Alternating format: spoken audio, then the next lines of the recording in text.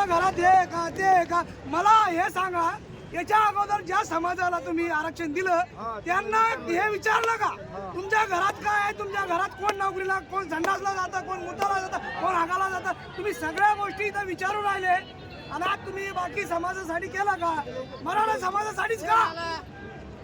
त्या गोष्टीचा मला सरकारला आणि आणखीन एक जे सर्वे करायला आलेले जे अधिकारी आहेत ते प्रथम तुम्ही चेक करून घ्या. पहिली पास, दुसरी पास, तिसरी पास ज्यांना जर बाईट देतात ना स्वतःचा बाईट डाटा सांगता येते त्यांना स्वतःचा, ते काय बोलणार आहे, तुमची काय घेणार ते तुमचं हे पुढचं त्या हिशोबाला पुढचं तुम्ही महानगरपालिकेमधला एक इलेक्ट्रिशियनला तुम्ही सांगता जा तू जा हे घेऊन सनी, त्याला लिहिता येत नाही, तू स्वतः सांगतो की बाबा मला लिहिता येत नाही साहेब. ते साहेब म्हणते तू कोणला घे आणि तू जाय आणि करून आण, मला काही माहित नाही. मग मला सांगा तो काय करणार, तो माणूस काय कोणाची माहिती घेणार, काय खरी माहिती घेणार, काय माहिती देणार आणि तुम्ही काय करणार समाजासाठी? त्यामुळं सरकारनं याच्यावर लक्ष केंद्रित करावं आणि मराठ्यांना योग्य तो न्याय द्यावा, ही माझी विनंती मराठा समाजाला. प्रति जरांगे पाटील काय म्हणतात ऐका जरा थोडंसं. माझं म्हणणं हे साहेबांना जे आहे जरांगे साहेबांना एकदम माईक पूर्ण पाठिंबा आहे. फक्त मला मराठी सोबत आहे तुम्ही पार्टी संघाचे समर्थन आलं पूर्ण. या पुढे कुठून आले तुम्ही? मी धुळे जिल्ह्याहून आलोय. तुम्हाला आरक्षण आहे ना का नाही? आहे. तरी पण समाज म्हणून तिथे उपोषणला बसलो. तरी समाज म्हणून तुम्ही आली. वा वा, यांच्यासाठी जोरदार टाळ्या वाजवा. धुळे जिल्ह्याचे कुणबी मराठा आहेत. जरांगे पाटलांसाठी आम्ही उपोषण केलेले आहे. आमचे हजारो तरुण इथं मुंबईत आलेले आहेत, बाकीचे सगळे निघाले आहेत. पण माझ्या सर्व महाराष्ट्रातील मराठा तरुणांना, माझ्या सर्व महाराष्ट्रातील मराठा तरुणांना, करोडो मराठा तरुणांना माझं आव्हान आहे.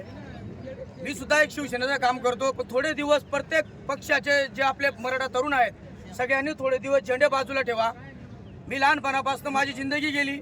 सगळे जितके मुंबईत बसता, महाराष्ट्रात जे फिरताना सगळे आपल्याच बळावरती सगळे वाढलेले आहेत. छत्रपतीचा झेंडा घेऊन सगळे वाढलेले आहेत. या बोसडीच्यांना Z+ सुरक्षा आहे सगळ्यांना. म्हणून आज आपल्या समाजावरती बितलेली आहे. आमच्या समाजाच्या मागं कोणीच नाही. म्हणून परत माझं आव्हान आहे सगळ्या महाराष्ट्राच्या करोडो मराठा तरुणांना, आता थोडे दिवस झेंडे बाजूला टाका. आणि हे जे नेते लोक महाराष्ट्रात कोणत्याही दौऱ्याला निघतात, लाखोच्या सभा होतात, या सभा फक्त आपल्या मराठ्यांच्या जीवावरती होतात. 80% मराठ्यांचेच पोरं राहतात, जय भवानी जय शिवाजीचा जयघोष करतात आणि आपल्या जीवावरतीच आज Z+ वरती फिरतात. जर आपण जर यांच्या मागे नाही राहिले, कोणत्याही पक्षाचे असो, यांना कोणतेही Z+ काय, यांना एक पोलिसाची सुद्धा गरज राहणार. आतापर्यंत त्यांचे झेंडे घेतले, त्यांनी आरक्षण दिलं नाही. आता आरक्षण न देता का झेंडे घ्या म्हणले तर झेंडे घ्यायचे, दांडा उलटा करून त्यांच्या मागे लागायचं. अरे तुमचं आमचं नातं काय? जरांगे पाटील तुम आगे बढ़ो, एक मराठा, छत्रपती शिवाजी महाराज की, धर्मवीर संभाजी महाराज की. मला एक मुद्दा मांडायचा आहे. मी ग्रामीण भागातून आलेलो आहे. सोलापूर जिल्हा आहे, अक्कलकोट तालुका आहे.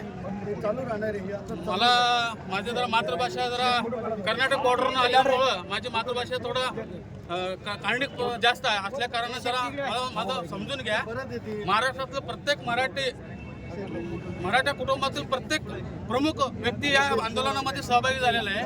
तर मागास आयोगाने जे सर्वेक्षण चालू केलेलं आहे ग्रामीण भागामध्ये, त्या सर्वेक्षणाचे जे प्रमुख लोक इथं असल्यामुळे ते सर्वेक्षण तिथं कसं होणार आहे, हे सरकारने हे जे टाईम दिलेलं आहे ते टाईम योग्य दिलं नाही असं मला वाटतंय. कारण प्रत्येक घरातलं कुटुंब ह्या आंदोलनामध्ये सहभागी झालेलं आहे आणि हे सर्वेक्षण तर तिथं चालू आहे. तर सर्वेक्षणामध्ये घरातला प्रमुख व्यक्ती जर इथं असेल तर तिथं सर्वेक्षण कसं होणार आहे हा मला सरकारला सांगायचं आहे. सर्वेक्षण तुम्ही चुकीच्या पद्धतीने हे तुम्ही टायमिंग निवडलेलं आहे असं मला सरकारला सांगायचं आहे.